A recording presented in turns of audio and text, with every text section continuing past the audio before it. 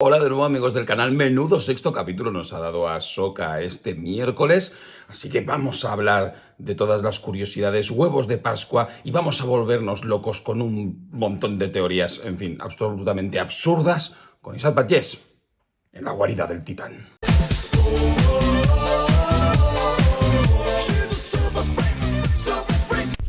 Entra con nosotros en la guarida del Titán. El sexto capítulo de Ahsoka está dirigido por Jennifer Getzinger, quien se estrena en el universo Star Wars, pero ha dirigido capítulos en series tan importantes como The Killing, Agente Carter, Jessica Jones, Daredevil o Westworld. Y el título del capítulo es muy lejana.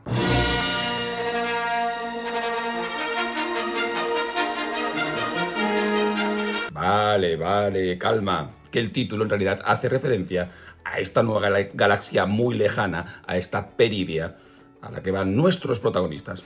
Aunque claro, todos sabemos a lo que se refiere. Y es que el capítulo empieza con esta graciosa conversación que Ahsoka tiene con Julian, en la que le dice que tiene 3 historias, el episodio 1, el 2 y el 3, a lo que Ahsoka le dice que el mejor es el 1. Si se refiere a la trilogía original, no puedo estar más de acuerdo. Lo siguiente que vemos es a Sabine, lo cual nos indica que regresamos al Ojo de Sion. El hecho de que esté prisionera nos alivia un poco, ya que significa que la Mandaloriana no ha perdido el norte y se ha pasado al otro bando, sino que, como contaba Julian en la escena anterior, tal vez para Sabine era la única decisión posible.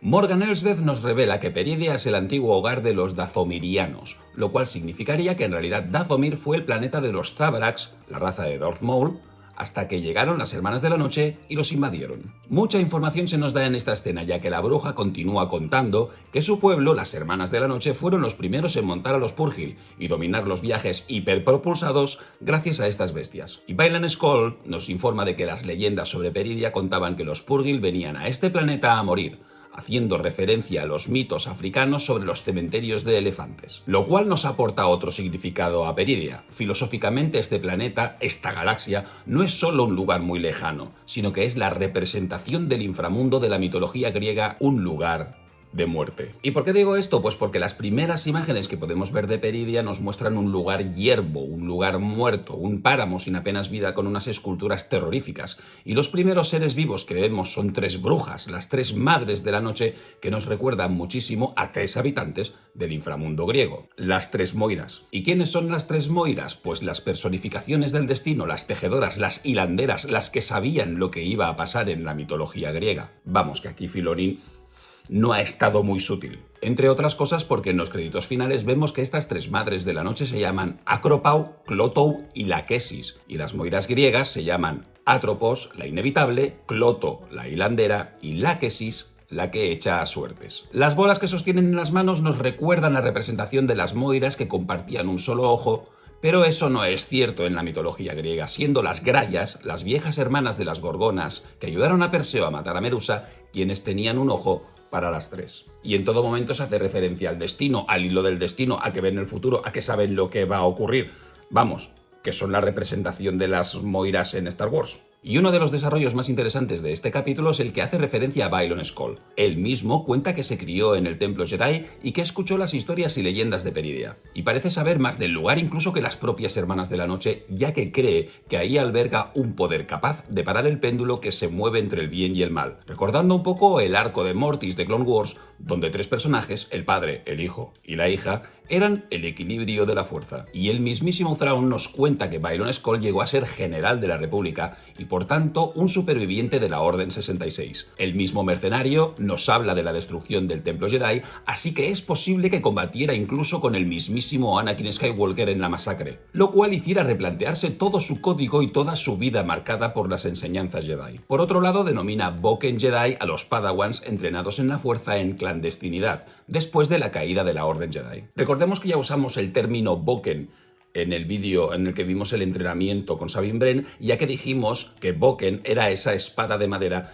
que se usaba en el entrenamiento del arte del Kenjutsu, que es el arte de la esgrima japonés. Pero hablemos de Thrawn. Primero su entrada triunfal, la llegada en la Quimera, el buque insignia de la séptima flota que podemos distinguir con el motivo que embellece la parte inferior del casco. un monstruo con cuerpo de araña y 2 cabezas de serpiente. La llegada es espectacular y lo vemos rodeado de lo que son denominados Night Troopers o soldados de la noche. Son soldados de asalto cuyas armaduras han sido reparadas con motivos dorados, como parece que también ha sido así reparada la nave. Y ahora es momento de volver a hablar de Japón, porque el kintsugi es una técnica de origen japonés para arreglar roturas que se remonta al siglo XV. Una técnica para reparar objetos, sobre todo objetos de cerámica, con barniz de resina mezclada con polvo de oro. Una técnica cuya filosofía plantea que las roturas y las reparaciones forman parte de la historia del objeto y que deben mostrarse en lugar de ocultarse. Y además de esos motivos dorados, también vemos que llevan unas telas rojas que podrían estar vinculadas a las artes oscuras de las Hermanas de la Noche. Ya en Clone Wars pudimos ver las capacidades nigrománticas de estas brujas y es posible que todos estos soldados de la noche sean en realidad muertos vivientes, como fue finalmente el caso de Marok cuando pudimos ver cómo el Icor escapaba de su cuerpo al morir a manos de Ahsoka en el capítulo 4. Así, estos vendajes rojos serían necesarios para mantener el hechizo. Y es en este momento en el que le echamos el ojo al capitán Enoch, que directamente parece tener una máscara funeraria. Aquí voy a tirarme directamente a la piscina y me vais a llamar flipao. Pero ya sabéis que a mí estas teorías locas me encantan, así que estas flipadas son lo mío. En el Antiguo Testamento, Enoch es el hijo de Caín, el primogénito de Adán y Eva, que cayó en desgracia por matar a su hermano en un ataque de celos.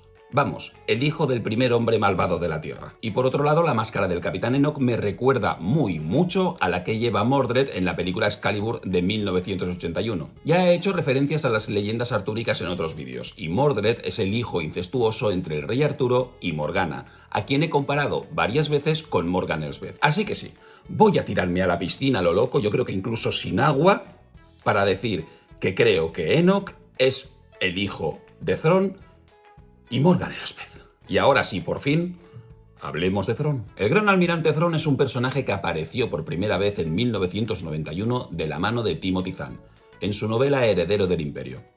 Sin embargo, toda esa historia se convirtió en leyenda y una trilogía nueva fue reescrita para poder formar parte del nuevo canon propiciado por las secuelas y las series de animación. Según esta nueva historia, Thrawn es un Chiss del planeta Rentor que decide infiltrarse en el Imperio para ver si es una amenaza para su pueblo. Gracias a su gran inteligencia empieza a convertirse en una pieza clave de la organización, llegando a ser gran almirante y teniendo un papel fundamental en la guerra contra los rebeldes en los sucesos de la trilogía original. En el asedio de Lothal, que podemos ver al final de la serie de animación Rebels, tanto él como su nave fueron expulsados de la galaxia cuando una manada de Purrgil, con la ayuda de Ezra Bridger, cogieron su nave Quimera y se los llevaron a ambos a Peridia. Por cierto, es de los pocos que conoce la identidad real de Darth Vader. En Ahsoka, el actor que interpreta al Gran Almirante es Lars Mikkelsen, quien también le prestó la voz en Rebels. Y luego al final volveremos con Thrawn. Las monturas estándar en Peridia son los aulladores, el lobo rata caballo murciélago que Enoch presta a Sabine para que vaya a buscar a Ezra. El capitán de Thrawn advierte a la Mandaloriana sobre los nómadas y no tardaremos en verlos en combate. Una vez más en Ahsoka, los diseños son marcadamente japoneses, ya que tanto sus yelmos como sus armaduras recuerdan a los que llevaba el ejército japonés durante el periodo Sengoku entre el siglo XV y XVI. Los bichos tortuga molusco que Sabine se encuentra en los páramos de Peridia se llaman Noti,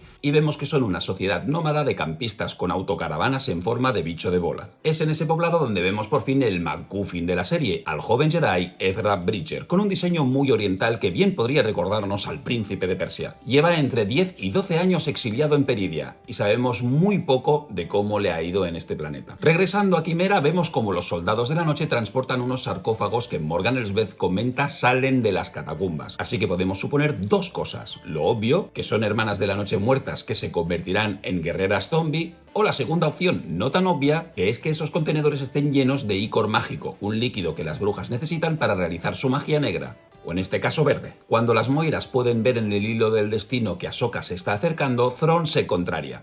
Y aquí hay un momento un poco extraño. Como ya he dicho antes, Thrawn sabe quién es Darth Vader, pero además sabe qué le ocurrió a Anakin Skywalker, porque también conoció a Anakin Skywalker. Por eso es muy raro que de repente no sepa quién es Ahsoka, no sepa nada de ella, no sepa de qué planeta es y se pregunte tantas cosas. Teniendo en cuenta que una de las grandes habilidades de Thrawn es ir siempre 20 pasos por delante de los demás. Su gran inteligencia y sobre todo su manera y su capacidad de análisis hacen que seguramente, si conoce a Darth Vader y conoce a Anakin, debería conocer a la Padawan e incluso tener una celda aquí con toda la información de Ahsoka en la cabeza. Y ya para acabar con Thrawn vemos cómo le pide otra vez a las brujas, a las madres hermanas de la noche, que utilicen de nuevo ese poder mágico en su favor, lo cual pues daría más peso a esa posibilidad de que ya lo hayan usado con Thrawn, o al menos con el ejército, y que sea ese ejército de soldados no muertos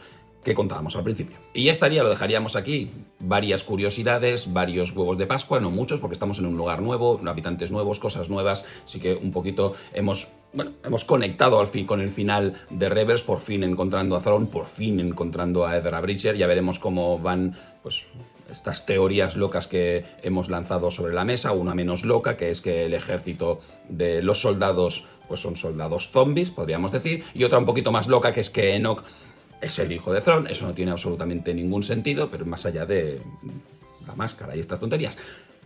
Ya está, vamos a ver qué ocurre en este 7º y 8º capítulo. Nos veremos con las curiosidades, nos veremos, evidentemente, antes con la opinión sobre el capítulo individual. Esto es todo en este número 6, en este muy lejana con Isaac Batiés, en la guarida del Titán.